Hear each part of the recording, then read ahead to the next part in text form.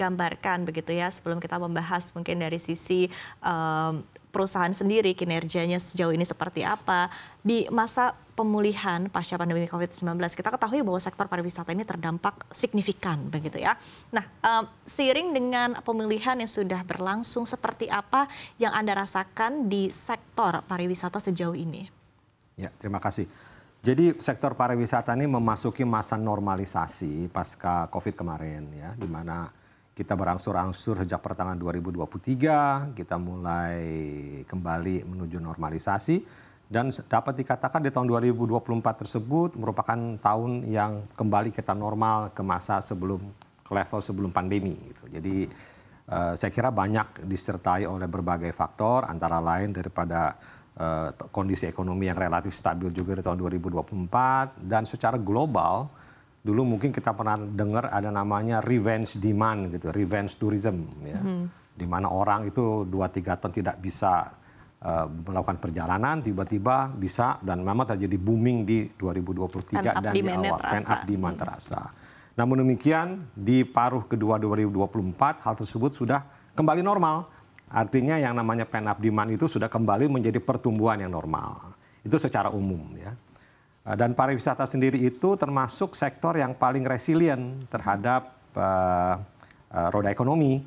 Pernah terhempas begitu dalam pada saat COVID dan sekarang sudah kembali ke level pra-pandemi. Dan saya harap dan kita berharap semua dengan Indonesia memiliki begitu banyak potensi di bidang pariwisata dan begitu banyak masyarakat Indonesia, ada 280 juta orang Indonesia, kita harus bisa memanfaatkan kelebihan komparatif kita ini, baik dari segi kekayaan budaya, alam, maupun demand yang sangat besar di internal kita sendiri. Baik, dan ini sebetulnya sudah diaplikasikan begitu oleh PNR, terlihat begitu dari laporan keuangan ya. Mungkin bisa digambarkan begitu apa yang memboost sisi, mungkin dari sisi top line juga, bottom line juga begitu, apa yang memboost kinerja dari PNR sejauh ini? Ya.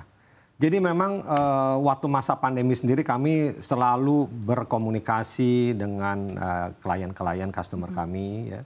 Dan pasca pandemi ini kami membina hubungan dengan mereka gitu loh. Jadi bagaimana kita menghidupkan kembali bisnis yang sempat redup dan kita selama pandemi kita juga membuat banyak produk-produk, terobosan-terobosan baru, dan setelah pandemi itu kita realisasikan semuanya, kita follow up. Kita lakukan pendalaman pasar, kita lakukan produk-produk yang lebih kreatif, inovatif, dan juga untuk jaringan-jaringan online, omni-channel ya, kanal-kanal distribusi.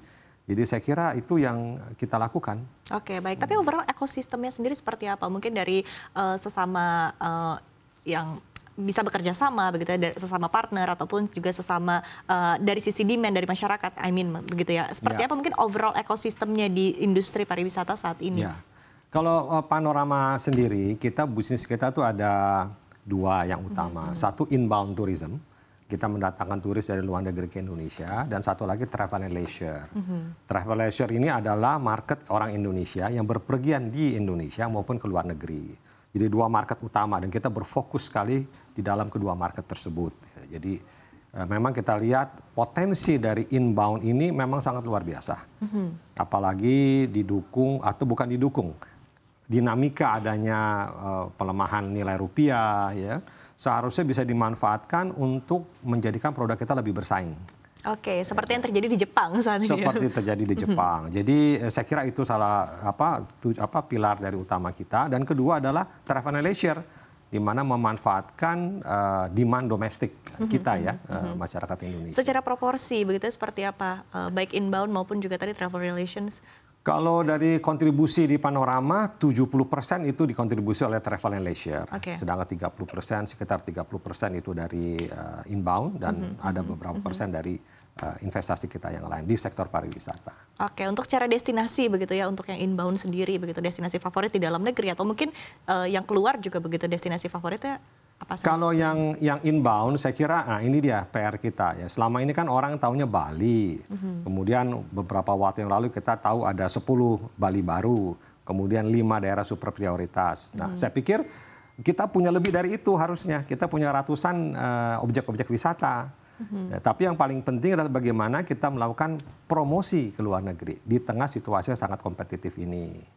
Sedangkan kalau dari segi wisatawan travel and leisure begitu ya, ada orang Indonesia, tentu objek-objek kita harus promosikan objek-objek wisata di Indonesia begitu banyak. Dan kalau bicara tadi kita udah sempat berbincang, kalau destinasi luar negeri salah satunya yang kita bisa banyak belajar adalah Jepang.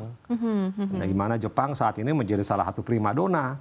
Kenapa? Karena memanfaatkan juga selain daripada keunikan negaranya, juga pelemahan nilai yen yang bisa dinikmati oleh para pelancong wisatawan. Jadi bisa memanfaatkan sambil berjalan-jalan, tapi value-nya itu baik sekali, kira-kira demikian. Oke, baik. Nah, ini memang menjadi perhatian utama ya, seperti apa kita bisa meningkatkan mungkin industri pariwisata di dalam negeri secara keseluruhan, secara ekosistem begitu. Tapi pertanyaannya adalah apa yang betul-betul dibutuhkan dan dirasakan ya oleh para pelaku industri begitu, Pak Budi? Ya, betul sekali.